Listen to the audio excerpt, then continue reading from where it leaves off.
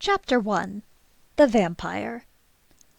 "Oh, yes, Annie, just like that," Marcus groaned, his rough fingers tangling in Antony's hair. Antony rolled his eyes at the nickname, but didn't pause in his sucking. His second-in-command had been right. It really had been too long since they had dallied like this. He was enjoying himself much more than he'd expected. He slipped a hand between Marcus's legs and gave his balls a light squeeze. At the same moment, he dove forward and swallowed his cock down to the root, humming lightly as he relaxed his throat.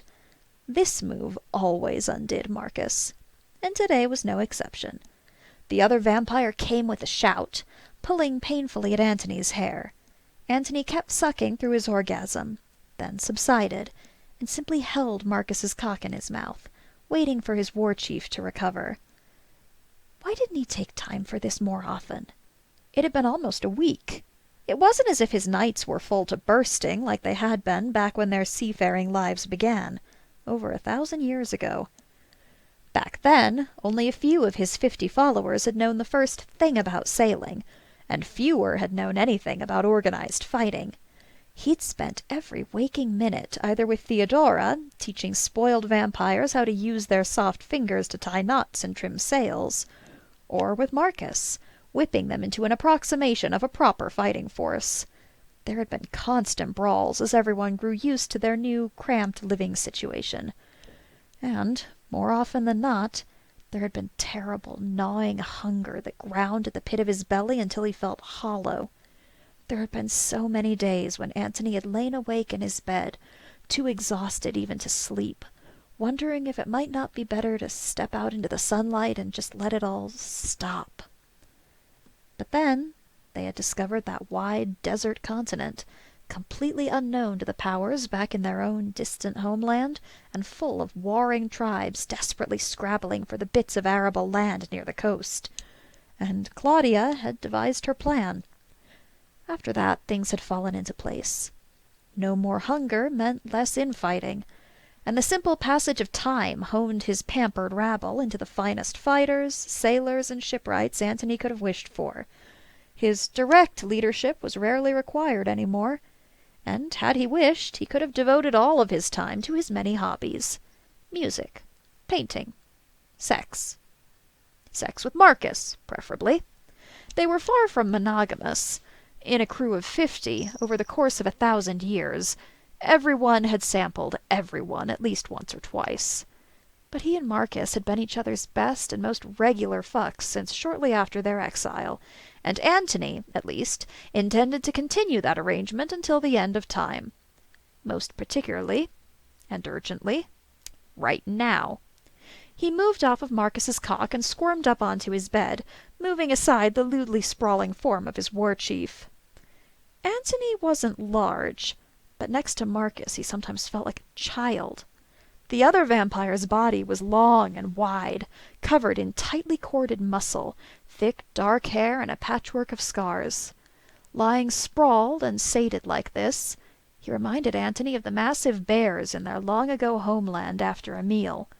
It still sent a little flame of satisfaction flickering in the deep parts of his belly to know that all of that skill and power lay at his command.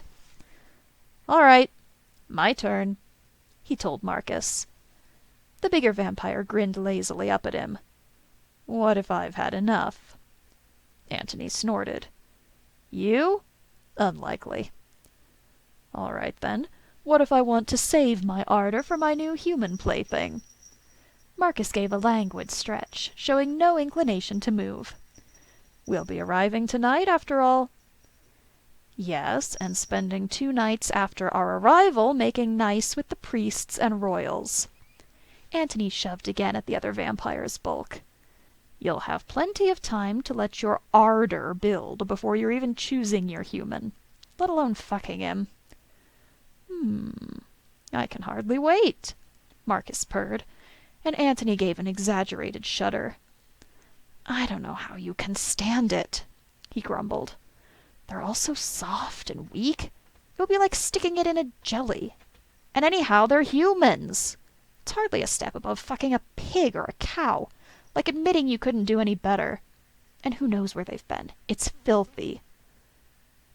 Oh, don't like filth, do you? Finally, Marcus was moving. He reached across Antony's body to the drawer where the oils were kept, stooping down until his lips dragged over Antony's ear when he whispered, "Are you getting squeamish, my lord, after all these years?" Antony's cock. But he kept himself in check, and even managed to roll his eyes. "Just make sure to wash before coming to me," he said. "If you come in here with the smell of your toy on you, I'll dump you over the side. It'll take Cloelia an hour to fish you out, and by then a shark might snap you—" Oh. His words cut off as Marcus wrapped an oil-drenched hand around his length. His war chief grinned smugly at the response, and squeezed harder. "Oh, come now, Annie," he said, low and throaty enough to drive Antony mad. "Just think what fun we could have if you'd learn to be a little less prudish. We could swap our humans, sit and chat while they sucked us off, make them play with each other, maybe grab one of them and get him on all fours, and I could push into his mouth while you take the other hole." He'd been stroking Antony and shifting over him as he spoke. At this point, Marcus scooted up the length of Antony's body and positioned himself over the head of the smaller vampire's cock. Before he could say any more, Antony pressed a hand to his chest. "Wait, you idiot! You're not loosened! You'll hurt yourself."